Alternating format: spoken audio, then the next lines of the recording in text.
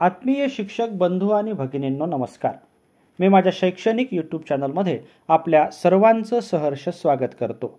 आजचा आपला व्हिडिओचा विषय हा इयत्ता 5वी आणि इयत्ता 8वी या दोन वर्गाच्या वार्षिक परीक्षा, पुनर्परीक्षा आणि मूल्यमापनाच्या कार्यपद्धती संदर्भातला आहे.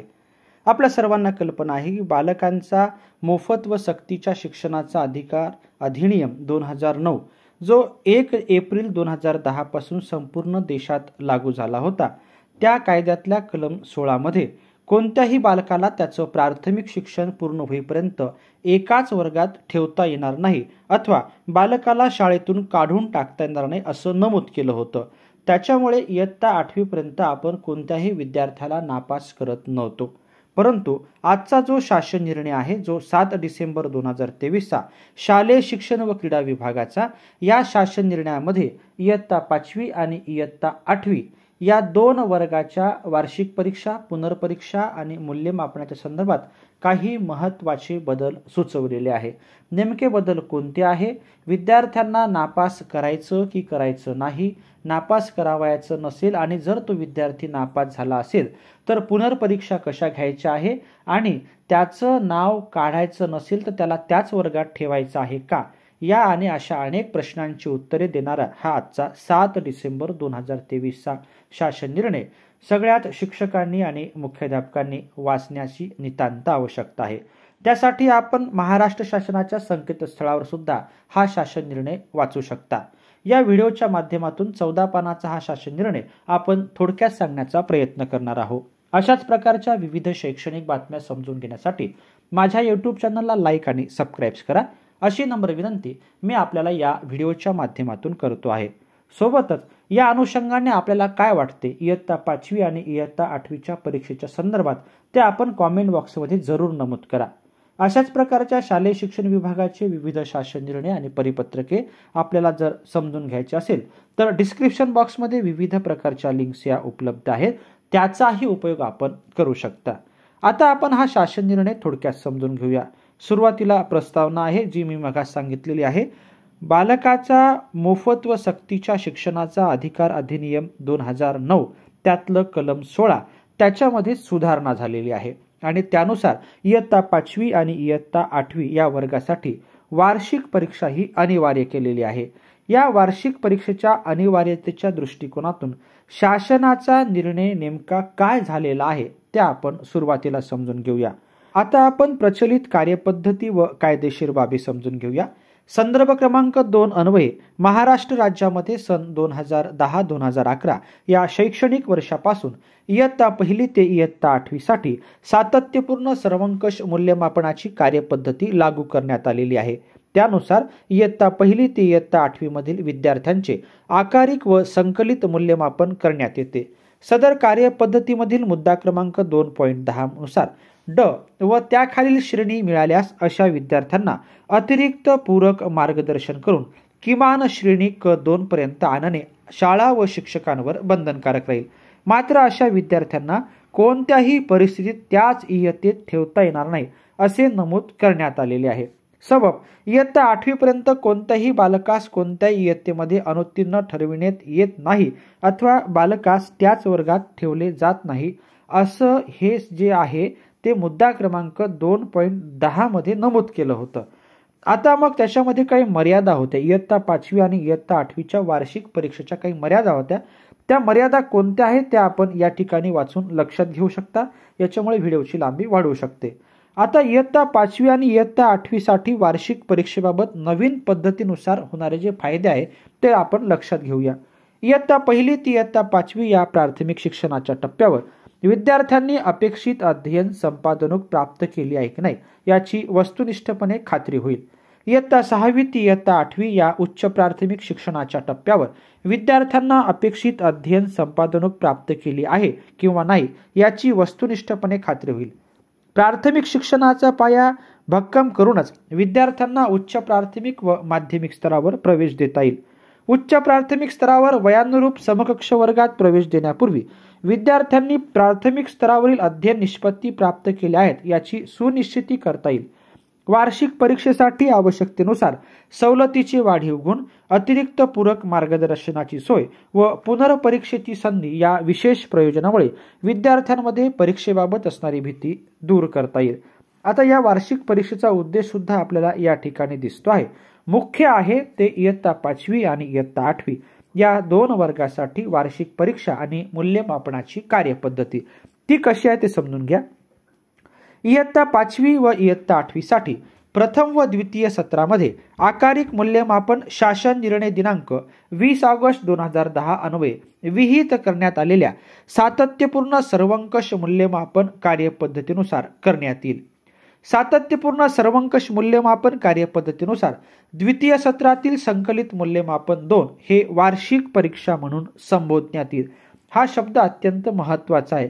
वार्षिक परीक्षा कशाला म्हटलेला आहे तर द्वितीय सत्रातले जे संकलित मूल्यमापन 2 आहे त्याला वार्षिक परीक्षा म्हटलेला आहे। हा महत्त्वाचा मुद्दा सगळ्यांनी लक्षात घेण्याची आवश्यकता आहे। मात्र संकलित मूल्यमापन 1 चे मूल्यमापन प्रचलित सातत्यपूर्ण सर्वंकष मूल्यमापन कार्यपद्धतीनुसार होईल। वार्षिक परीक्षा प्रतिविषय गुणांचा भारांश हा पुढील प्रमाणे आहे। 5वी साठी आणि 8वी साठी 10 मार्काची तोंडी किंवा प्रात्यक्षिक परीक्षा राहील। लेखी परीक्षा मात्र 5वीला 40 गुणांची तर 8वीला 50 गुणांची। असं एकूण गुण 5वी साठी 50 तर 8वी साठी 60 राहणार आहेत। वार्षिक परीक्षा ही शैक्षणिक वर्षाच्या द्वितीय सत्रातील अभ्यासक्रम अथवा पाठ्यक्रम अथवा अपेक्षित अध्ययन निष्पत्ती यावर आधारित असेल। वार्षिक परीक्षेसाठी पुढील विषयाचा समावेश असेल। हे दोन्ही विषय आपल्याला स्क्रीनवर दिसत आहे। महत्त्वाचा आहे तो कला, कार्यानुभव, आरोग्य व शारीरिक शिक्षण या विषयासाठी शासन निर्णय दिनांक 20 ऑगस्ट 2010 अन्वये विहित केलेल्या सातत्यपूर्ण सर्वंकष मूल्यमापन कार्यपद्धतीनुसार फक्त आकारिक मूल्यमापन करण्यात यावे। या विषयासाठी वार्षिक परीक्षा व पुनर्परीक्षा असणार नाही। इयत्ता 5वी व इयत्ता 8वी साठी वार्षिक परीक्षेचे आयोजन द्वितीय सत्राच्या अखेरीस साधारणपणे एप्रिल महिन्याच्या दुसऱ्या आठवड्यात शाळा स्तरावर करण्यात यावे। सत्राअखेरीस अन्य इयत्तांसोबतच इयत्ता 5वी व इयत्ता 8वी इयत्तांचे निकाल जाहीर करण्यात यावा। आता 5वी आणि 8वीच्या वर्गोन्नतीचे निकष काय आहे तेही आपण या ठिकाणी लक्षात घेऊया। इयत्ता 5वी व इयत्ता 8वी साठी वार्षिक परीक्षा यांचे प्रतिविषय एकूण गुण यांच्या आधारावर उत्तीर्ण अनुत्तीर्ण ठरविण्यात यावं। इयत्ता 5वी साठी प्रतिविषय किमान 18 गुण अर्थात 35% प्राप्त करणे आवश्यक राहील। इयत्ता 8वी साठी प्रतिविषय किमान 21 गुण अर्थात 35% प्राप्त करणे आवश्यक राहील। गुणपत्रकामध्ये श्रेणीऐवजी गुण देण्यात येतील। वार्षिक परीक्षेमध्ये विद्यार्थी कोणत्याही विषयामध्ये अनुत्तीर्ण झाल्यास अथवा कोणत्याही कारणामुळे वार्षिक परीक्षेस गैरहजर राहिल्यास तो अनुत्तीर्ण समजण्यात येईल। मात्र त्याला पुनर्परीक्षा देण्याची संधी उपलब्ध असेल। इयत्ता 5वी व इयत्ता 8वीतील विद्यार्थी अनुत्तीर्ण होत असल्यास सवलतीचे गुण विहित केल्याप्रमाणे देण्यात येतील। मात्र सवलतीचे गुण देऊनही विद्यार्थी 1 किंवा एकापेक्षा अधिक विषयात अनुत्तीर्ण होत असल्यास अशा विषयाची पुनर्परीक्षा घेण्यात येईल। पुनर्परीक्षा घेण्यापूर्वी अनुत्तीर्ण झालेल्या विषयासाठी विद्यार्थ्यांना शाळेमार्फत अतिरिक्त पूरक मार्गदर्शन करण्यात यावं।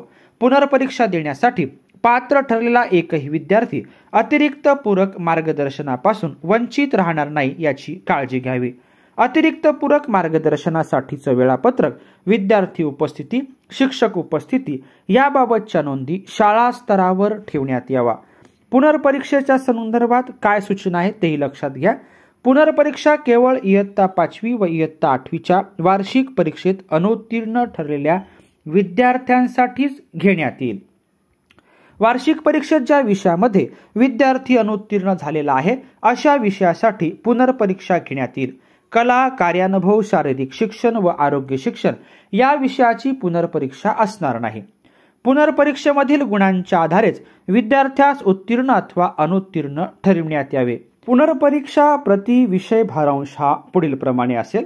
इयत्ता 5वी साठी तोंडी प्रात्यक्षिक 10 गुण, लेखी परीक्षा 40 आणि एकूण गुण 50। 8वी साठी तोंडी प्रात्यक्षिक परीक्षा 10 गुण, लेखी परीक्षा 50 आणि एकूण गुण 60 असणार आहे। पुनर्परीक्षा ही पाठीमागील शैक्षणिक वर्षाच्या द्वितीय सत्रामधील अभ्यासक्रम, पाठ्यक्रम, अध्ययन निष्पत्ती यावर आधारित असेल। वार्षिक परीक्षेत उत्तीर्ण झालेल्या विद्यार्थ्यांकरिता गुण सुधारण्यासाठी पुनर्परीक्षा असणार नाही। इयत्ता 5वी व इयत्ता 8वी साठी वार्षिक परीक्षेचा निकाल जाहीर झाल्यापासून विदर्भ वगळता जूनच्या पहिल्या आठवड्यात पुनर्परीक्षा घेण्यात याव्यात। विदर्भामध्ये जूनच्या दुसऱ्या आठवड्यात पुनर्परीक्षा घेण्यात याव्यात। नवीन शैक्षणिक वर्ष सुरू होण्याच्या आत पुनर्परीक्षा घेऊन निकाल प्रसिद्ध होईल। या दृष्टीने नियोजन व अंमलबजावणी शाळांनी करावी, जेणेकरून पुनर्परीक्षा देणारा विद्यार्थी उत्तीर्ण झाल्यास पुढच्या वर्गात प्रवेश देण्यात यावा। पुनर्परीक्षेतही विद्यार्थी एक किंवा एकापेक्षा जास्त विषयात अनुत्तीर्ण होत असल्यास त्याच वर्गात ठेवण्यात येईल, वर्गोन्नती दिली जाणार नाही। पुनर्परीक्षा निकाल नवीन शैक्षणिक वर्ष सुरू होण्याच्या किमान 3 दिवस अगोदर प्रसिद्ध करणे व संबंधित विद्यार्थ्याला उपलब्ध करून देणे शाळेवर बंधनकारक राहील। पुनर्परीक्षा घेण्याबाबतची आवश्यक ती पूर्वतयारी केंद्र प्रमुख व शाळा मुख्याध्यापक यांनी समन्वयाने केंद्र स्तरावर अथवा शाळा स्तरावर करावी। इयत्ता 5वी पुनर्परीक्षेसाठी प्रविष्ट झालेल्या प्रत्येक विद्यार्थ्यांसाठी किमान 18 गुण अर्थात 35% विद्यार्थ्याने प्राप्त करणे अनिवार्य आहे। इयत्ता 8वी पुनर्परीक्षेसाठी प्रविष्ट झालेल्या प्रत्येक विषयासाठी किमान 21 गुण अर्थात 35% विद्यार्थ्याने प्राप्त करणे अनिवार्य आहे। इयत्ता 5वी व इयत्ता 8वीतील विद्यार्थी पुनर्परीक्षेत अनुत्तीर्ण होत असल्यास सवलतीचे गुण विहित केल्याप्रमाणे देण्यात येतील। सवलतीचे गुण सुद्धा या ठिकाणी काय आहे ते पहा। वार्षिक परीक्षेनंतर वर्गोन्नतीसाठी अपात्र ठरणाऱ्या अथवा अनुत्तीर्ण होणाऱ्या विद्यार्थ्यास उत्तीर्ण होण्यासाठी वाढीव सवलतीचे गुण देय असतील। एका विद्यार्थ्यास सवलतीचे कमाल 10 गुण देता येतील। कमाल 3 विषयासाठी विभागून असे गुण देता येतील, मात्र एका विषयासाठी कमाल 5 गुण देता येतील। सवलतीचे गुण देऊन विद्यार्थी उत्तीर्ण होत असेल तरच सवलतीचे गुण देण्यात यावे। वयानुरूप समकक्ष वर्गात प्रवेशाच्या अनुषंगाने सुद्धा काही महत्त्वाच्या सूचना या आपल्याला या स्क्रीनवर दिसत आहे, त्याचाही विचार आपण या ठिकाणी करू शकता। या सर्व दृष्टिकोनातून राज्य स्तरावर, जिल्हा स्तरावर, तालुका स्तरावर आणि केंद्र स्तरावर संनियंत्रण समिती असून ती आपण या स्क्रीनवर पाहू शकता आणि या समितीचे विशिष्ट प्रकारचे कार्य सुद्धा आपल्याला या ठिकाणी दिसत आहे। असा हा अत्यंत महत्त्वाचा शासनाचा अर्थात शालेय शिक्षण विभागाचा निर्णय आहे। इयत्ता 5वी आणि इयत्ता 8वीच्या अनुषंगाने परीक्षा, पुनर्परीक्षा आणि मूल्यमापन या सर्व अनुषंगाने हा शासन निर्णय महत्त्वाचा आहे। हा संपूर्ण शासन निर्णय जर आपल्याला वाचायचा असेल तर महाराष्ट्र शासनाच्या संकेतस्थळावर तो आपण वाचू शकता। त्याचा संकेतांक हा आपल्याला स्क्रीनवर दिसतो आहे। आपण हा व्हिडिओ ऐकल्याबद्दल आपल्या सर्वांचेच मनपूर्वक धन्यवाद।